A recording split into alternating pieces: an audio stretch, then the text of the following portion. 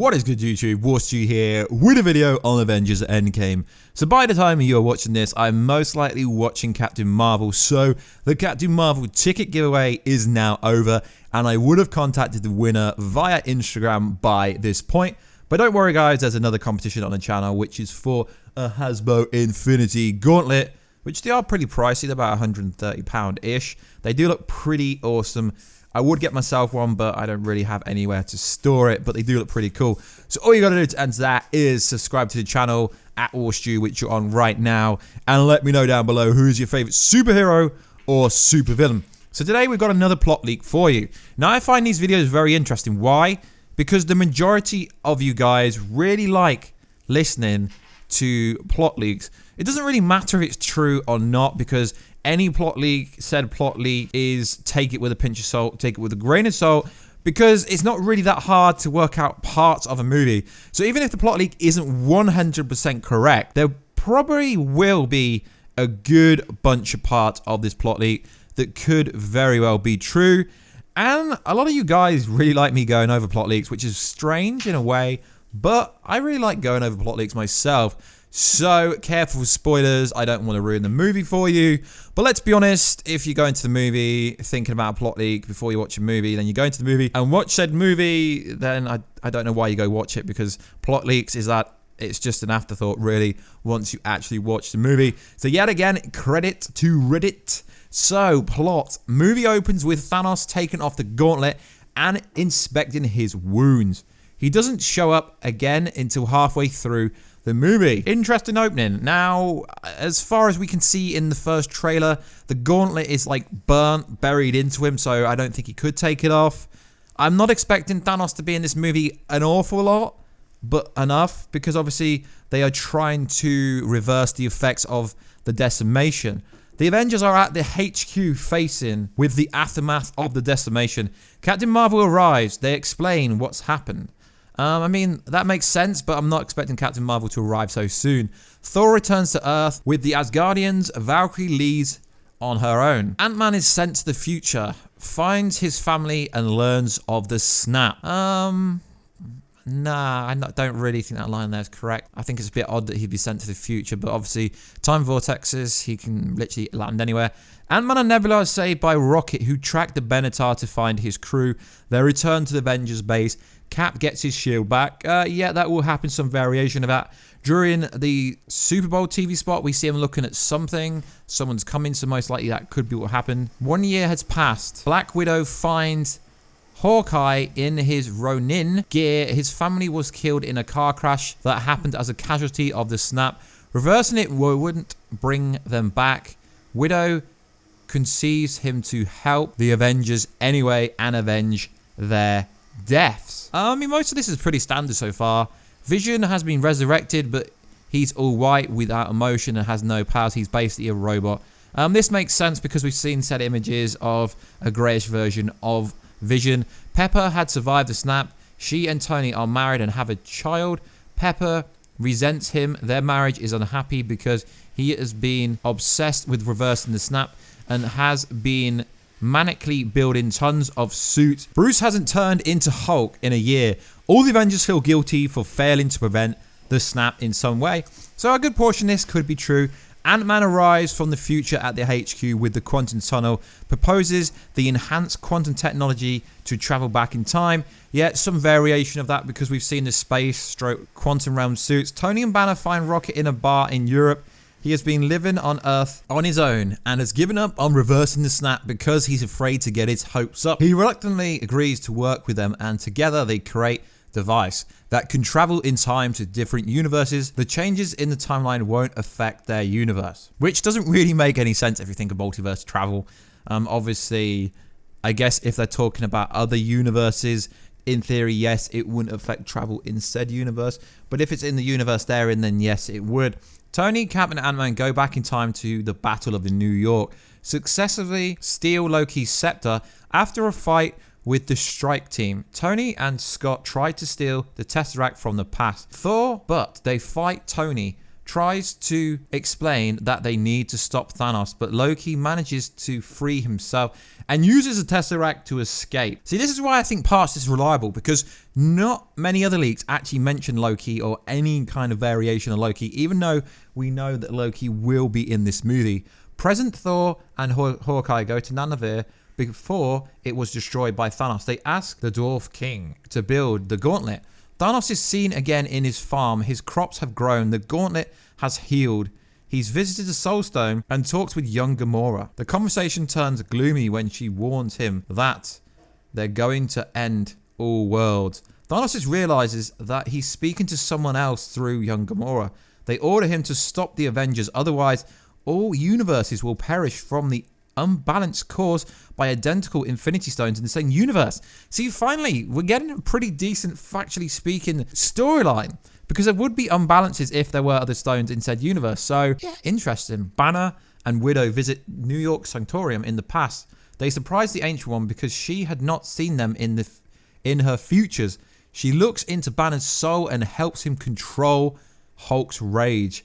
After a drippy scene, she hands them the Time Stone, but warns them that there will be consequences to messing with the reality. Cap travels way back to 1945 to try and obtain the Tesseract from SSR, since they failed to take it from Thor in the future New York. Peggy, director of the SHIELD at the time, agrees to give it to Cap after he explains everything, but makes him promise that he will return to 1945 and stay with her. Thor and Rocket go to nowhere and obtain the Reality Stone. See, this part here is pretty much the reason why I'm actually making this video. Loki tells past Thanos of the Avengers plan.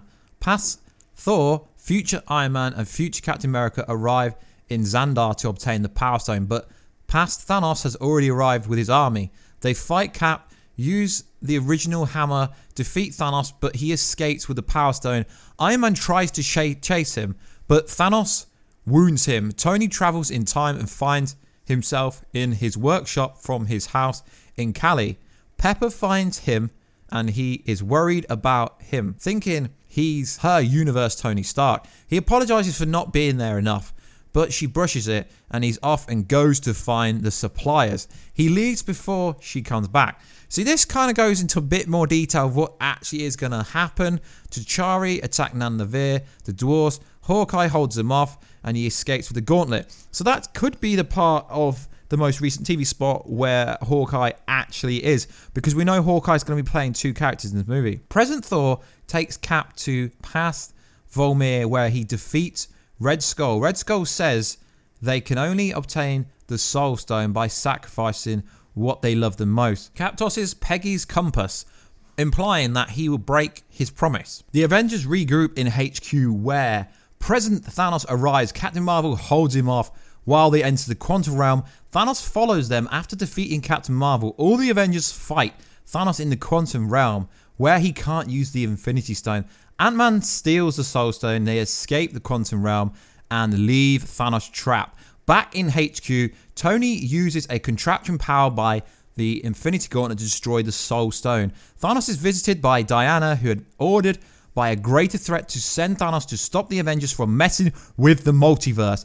Thanos escapes the quantum realm with the help of Diana and blasts Tony away and destroys the contraption before he destroys the Soul Stone. Nebula takes the gauntlet and sacrifices herself to destroy the Soul Stone. Right before Thanos kills her, Nebula flashes into the Soul Stone and sees adult Gamora. They have an emotional scene which ends with Gamora being dusted. Nebula flashes back into the real world and is instantly impaled by Thanos. Gamora is resurrected in front of them. Realizing what happened, Thanos teleports away. Damn, there is going to be some kind of intergalactic, I guess that refers to space, intergalactic quantum realm battle. So I think a lot of this could be true. Everyone is resurrected where they've been dusted. All the heroes, included Fury, Hank, Janet, regroup at HQ. Pepper also arrives. She realizes what happened. They all argue on what to do next, and Hank blames Stark for messing with the balance of reality. Thanos visits Volmir again, looking for the Soul Stone, insisting that he needs to rebalance the universe and save countless others from capitalizing, but Red Skull says that if it's been destroyed, there's nothing he can do. Thanos returns to Earth angry. He opens up a giant portal from where his whole Chitauri army enter to invade New York again. All the Avengers face off in a giant epic battle against Thanos and his army. Hulk uses the Infinity Gauntlet. This could be true because we know this is going to happen. We know it's not going to be so basic as most people imply in this movie will be really basic. Now, this is where it gets a bit interesting. Doctor Strange contacts the Living Tribunal. He insists that the Avengers were the ones trying to correct the universe after Thanos' actions, apologizing for harming reality, and promises that the Avengers will right the multiverse after they use the stones to defeat Thanos. The Living Tribunal reveals that he knew Doctor Strange had seen this future in a vision and condemns him for trying to trick the Living Tribunal. As punishment, the Living Tribunal immediately reverts the Infinity Stones to their proper timelines and instead of the multiverse collapsing, only guilty universe will perish. The stones will disappear from the gauntlet. While Hulk was using it to fight Thanos, Thanos gains the upper hand and he chops off Thor's arm and breaks Cap's shield. Before Thanos kills Cap, Iron Man takes the hit and sacrifices himself to kill Thanos. Doctor Strange uses the remaining 5 stones from Thanos' gauntlet as an offering to the Living Tribunal to rebalance the multiverse. See, this sounds absolutely epic. I'd be happy if it's true. The only problem is Marvel Disney will not do decapitation because this is a PG-13, but you never know. There will be some surprises. Tony Stark's funeral with a lot of Avengers. Captain America makes a speech with a montage and plays. Captain Marvel leaves Earth. Strange returns to Sanctorium. Guardians of the Galaxy arrive where Peter was abducted and he finds his grandfather. Black Panther returns to Wakanda with a coil. Captain America says goodbye to remaining 4 OG Avengers using the quantum device to return to 1945. Hawkeye rents an apartment and mourns his family back. Black Widow is seen riding a motorcycle in civilian clothes. Thor returns to New Asgard with a metallic arm. Movie ends with Cap's ending speech. Nebula, Tony, Thanos die. Gamora, Vision, and everyone snapped is resurrected. Damn, this is to me is the best plot leak or potential plot leak that we've had. Why? Because everyone is expecting Captain America to die, and this says Iron Man dies, Nebula dies, and Thanos dies. Personally, I don't believe the Thanos dying part, but a lot of this could actually happen. A lot of it would make sense. They are messing up the multiverse. We're going to have to be introduced to the multiverse at some point, because at the moment, Marvel's generic. There's only one universe. There hasn't been alternate dimensions. Yes, we've seen the Dark Dimension. Yes, we've seen with Quantum Realm. But there isn't a multiverse in the sense that there is in DC. So guys, let me know down below. I will post a link to where you can read it. I think it's pretty awesome. I would be happy if a good majority of it happened. Yeah, of course, there's some continuity issues with this. But let's be honest, there was massive continuity issues in Infinity War itself and other Marvel movies. So I'd be pretty hyped if this was actually the storyline. I do believe there will be a greater threat that reappears. And Living Tribunal makes the most sense as there was the reference in Doctor Strange's first movie. So like always, guys, please like, subscribe, and comment if you want to enter the competition. All you got to do is subscribe to the channel and let me know down below who is your favorite superhero or who is your favorite super villain. And I will catch you in another video very soon, guys. Catch ya later.